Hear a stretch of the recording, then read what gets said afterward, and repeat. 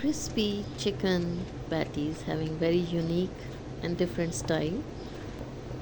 चाहे तो बेक करें, चाहे तो फ्राई करें। एक रोल और 3 ज़बरदस्त पैटीज़ रेडी। बेकरी स्टाइल की ये पैटीज़ आप घर पे बनाएं और एंजॉय करें। Best tea time snack, lunch boxes और गैदरिंग्स के लिए परफेक्ट।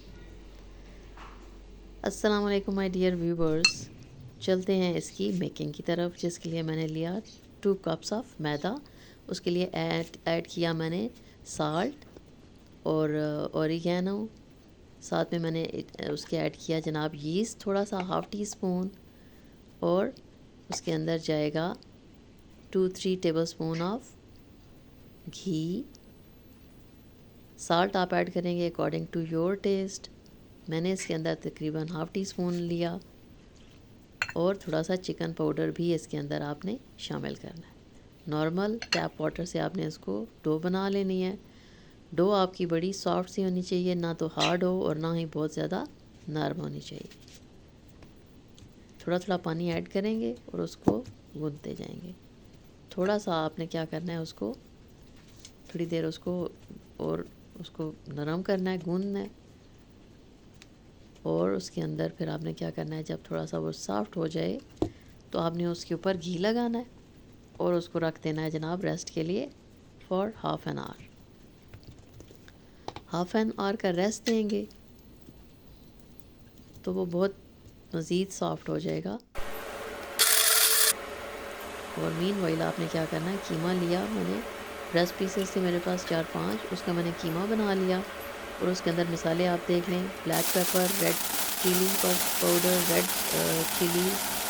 और उसके अंदर जाएगा जनाब salt according to your taste. और प्याज लिया मैंने छोटा सा, उसको ब्राउन किया, चिकन ऐड किया और ये सारे मसाले उसके अंदर डाल दिए। उसके अंदर आपने ये करना है कि अगर आपके पास फ्रेश है लहसुन तो वो डालें, मैंने पाउडर यूज़ किया। आपने सारे मसाले ऐड किए, थोड़ा सा पानी डाला ताकि उसके अंदर अच्छे मसाले एब्जॉर्ब हो जाएं। उसके बाद मैंने किया, कैप्सिकम था मेरे पास, वो मैंने इसके अंदर थोड़े से पीसेस थे वो मैंने ऐड कर दिए। फिर आपने उसके अंदर डालना है जनाब थोड़ी सी केचप।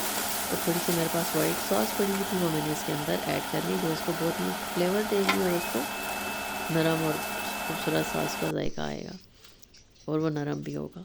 उसके बाद हाफ़ एन आवर के बाद आपने क्या किया जनाब, आटा लिया, उसको मज़ीद थोड़ा सा सेट किया। देखें कितना नरम फ़ील हो रहा है, आपको फ़ील हो रहा होगा। तो ये इतना ही सॉफ्ट होना चाहिए। अब आपने इसके बना लेने हैं बॉल्स। 7 बॉल्स मैंने बनाए थे, लेकिन यूज़ इसके अंदर 6 होंगे क्योंकि इस ट्रे में 6 ही आ सके थे। आपने इस तरह से इक्वल साइज़ के पेड़े बना लेने हैं। पेड़े बनाने के बाद अगेन आपने उसको थोड़ा सा रेस्ट देना है। ऊपर इसके लगा लेंगे घी ताकि उसके ऊपर वो हार्ड सी एक सरफेस सी ना बन जाए। घी लगाने के बाद अगेन आपने थोड़ा सा टाइम उसको रेस्ट देना है और फिर आप देखिएगा कि कितनी आसानी से ये बनेंगे। इस तरह से घी लगाएंगे और रख देंगे। फिलिंग आपने रेडी कर ली हुई है। अब आपने क्या किया, 2 टेबलस्पून मैदा और घी आपने इसके अंदर ऐड करना है और थोड़ा सा ऑयल भी मैंने ऐड कर लिया था। इसकी आपने इस तरह से एक स्लरी सी बना लेनी है। अब आप देखिए जनाब पेड़े कितने सॉफ्ट, ये देखें हाथ से ही फैले जा रहे हैं, बेलन की ज़रूरत ही नहीं पड़ी। अब आपने उनको इतना फैलाना है, इतना स्प्रेड करना है कि नीचे से देखें एक सरफेस जो है ना वो आपकी नज़र आनी चाहिए जिस चीज़ पे भी आप बेल रहे हैं। और बिल्कुल आसानी से ये बेला जा रहा है, देखिए हाथ से फैलता जा रहा है। उसके अंदर जो स्लरी आपने बनाई हुई थी वो आपने रख दी और इसको इस तरह से आपने अगेन लेयर दे देनी है। इस तरह से चौकोर पराठे वाली स्टाइल में आपने लेयरिंग करनी और उसको आपने रखते जाना है इस तरह से। अब आपने अगेन जब आप रखेंगे, ज़रा सेकंड बेलेंगे, उसको टाइम मिल रहा होगा पहले वाले को, तो वो ऑटोमेटिकली सॉफ्ट हो जाएंगे। लेकिन फिर भी आप 5-10 मिनट्स का रेस्ट दे देंगे और फिर नेक्स्ट स्टेप करेंगे। अब ये इसी तरह से आपने 1 बाय 1 सारे बना लेने हैं और बेलने की ज़रूरत ही नहीं पड़ी, बस हाथ से ही वो स्प्रेड हो जाएगा। इस तरह से आपने कर लिया जनाब। अब लेयरिंग आप खुद ही सोचें इसकी कितनी सारी लेयर्स बन चुकी हैं। अब ये रेडी हो जाएंगे जब थोड़ी टाइम देने के बाद अगेन हाथ से आपने उनको स्प्रेड कर लिया। स्प्रेड करेंगे आप, कोशिश यही करेंगे कि जितनी थिन लेयर हो सके आपने करनी है। ये देखिए अगेन आप देख सकते हैं कि सरफेस नज़र आ रहा है और आराम से वो स्प्रेड हो रहा है। अब जो आपने इसकी फिलिंग रेडी की हुई है, स्टफिंग आपने इसके ऊपर रख देनी है, डाल देनी है और फिर आपने उसको राउंड इस तरह से करते जाना है। इस तरह से स्टफिंग पूरी तरह से आपने स्प्रेड कर ली फुल और फिर आपने इस तरह से उसको नीचे, क्योंकि घी लगा हुआ है तो आसानी से इस तरह से हो जाएगा। और आपने जिस भी उसमें बनाना है आपने इस तरह से, मैंने इसको ऑयलिंग की हुई थी उसके ऊपर मैंने इसको रख दिया। अब इसी तरह से सेम प्रोसीजर 1 बाय 1 आपने करते जाना है।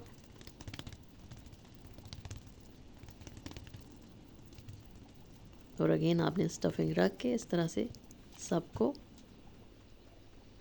रखते जाना है ट्रे के अंदर। दोबारा से भी मैं इसलिए बना के दूसरे एंगल से दिखा रही हूँ ताकि आपको आराम से समझ आ सके। फ़र्स्ट टाइम अगर आप बना रहे हैं तो मे भी थोड़ा सा प्रॉब्लम हो, लेकिन एज सच इसको कोई प्रॉब्लम नहीं है बनाना। It's very easy. और फिर आप इंजॉय भी करते हैं जब इस तरह की यूनिक सी रेसिपी आप ट्राई करते हैं और फिर जब आपको फीडबैक मिलता है अच्छा सा तो आपको बहुत ही अच्छा लगता है। इस तरह से आपने क्या किया जनाब, आप इसके ऊपर एग वॉश कर लेना है सॉफ्टली, बहुत ज़्यादा ज़ोर से नहीं करना। और एग वॉश करने के बाद उसके ऊपर आप यूज़ करेंगे सेसमी सीड्स भी। ये हो गया जनाब एग वॉश। अब आप देखिए मैं ब्रश से तो कर रही हूँ लेकिन बहुत ही सॉफ्ट हैंड के साथ, हार्ड नहीं कर रही। ये हो गया जनाब सारा फुल। अच्छी तरह से आपने हर तरफ लगा देना है क्योंकि इसी से उसका फिर खूबसूरत सा कलर आएगा। यह आपने किया, प्री हीट कर लिया ओवन को, 170 टेम्परेचर मैंने रखा हुआ है। और आप अगर चाहें तो देगची में भी इनको बेक कर सकते हैं। सेसमी सीड्स आपने उसके ऊपर इस तरह से स्प्रिंकल कर लेने हैं और इसका बेकिंग टाइम है 35 to 40 minutes depending upon your temperature of your oven. लेकिन आपने उसको चेक भी कर लेना है ताकि ज़्यादा रेड भी कलर उसका ना आ जाए, ब्राउनिश रेडिश टाइप ना हो जाए। तो ये जनाब स्प्रिंकल किया आपने सेसमी सीड्स, वाइट तिल। और ये देखिए जनाब, ये आप बेकिंग के दौरान मैंने इसको एक दफ़ा चेक किया और ये हो गए रेडी। रेसिपी पसंद आए तो लाइक कर दीजिएगा, कमेंट ज़रूर कीजिएगा, नए हैं तो सब्सक्राइब ज़रूर कर दीजिएगा क्योंकि आपको इसी तरह की यूनिक और यमी यमी सी रेसिपीज़ मिलेंगी। Thank you so much for watching. Take care. अल्लाह हाफिज़। फुल वॉच कीजिएगा।